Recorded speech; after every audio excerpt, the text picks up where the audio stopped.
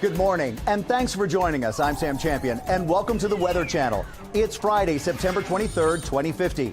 And here's a look at today's top stories. Hurricane Kyle is tracking way offshore, but still, Miami's South Beach is underwater.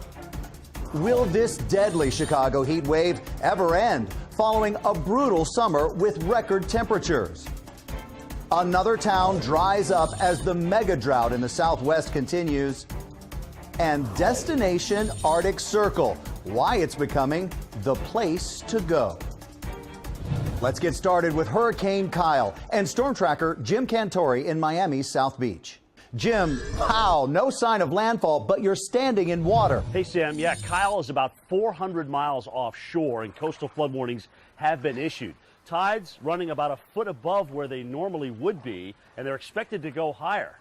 I mean, a storm that's over 400 miles offshore would never be a problem many decades ago. But now that we have sea level rise, even a storm as far as 400 miles offshore can still cause big problems like you see here. I'm standing in 18 inches of water. The tide is going to come up to about here at its worst point, and then the storm is going to begin to move away, and obviously the tides are going to retreat. Let's take a look at the latest statistics that we have on Kyle for you right now.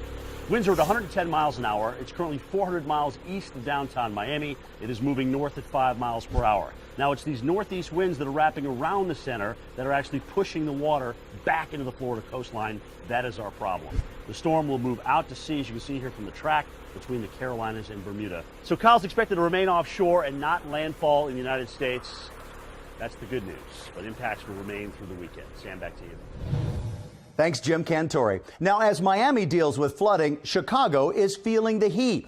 Ironically, this is the first full day of fall, and this is day 5 of triple-digit temperatures. This late-season heat wave puts us on pace for the hottest September on record. If it verifies, it will be the third warmest September in the past 12 years. So let's take a look at the forecast temperatures for today. At Navy Pier, 96 degrees, just a short walk to Michigan Avenue, and the temperature jumps to 99. Willis Tower will top out at 101, and Wrigley Field, 99 degrees. The heat is a huge factor in tonight's Cubs game against Canada's Alberta Clippers. Edmonton, like many northern cities, is one of the fastest growing right now, due in part to the pleasantly mild fall temperatures in the upper 60s.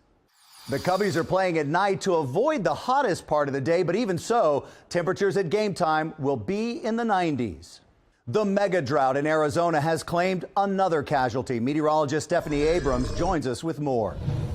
That's right, Sam. The Southwest has become a tough place to live thanks to a drought that's plagued it for much of the last 50 years. Dinsaw, Arizona is the 4th and largest town to go dry in the last 5 years, and it's only going to get worse. This mega drought is about to claim more cities. Redwall, New Mexico, Rayview, New Mexico, and Cramacos, Texas are now on the list. They're all dangerously close to running out of groundwater, Sam. Thanks, Stephanie. But if there is a plus, some of those dry lake beds are now being used as solar farms.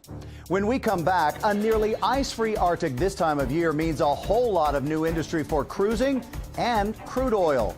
And the winner is Anchorage, Alaska. The 2060 Summer Games are set. More on why it's now the perfect host city.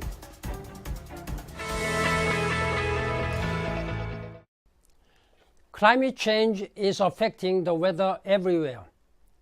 It makes it more extreme and disturbs established patterns. That means more disasters, more uncertainty.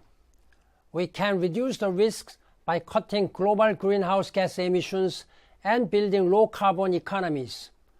Let's work together to make our societies safer and more resilient. Please join me in taking action on climate change.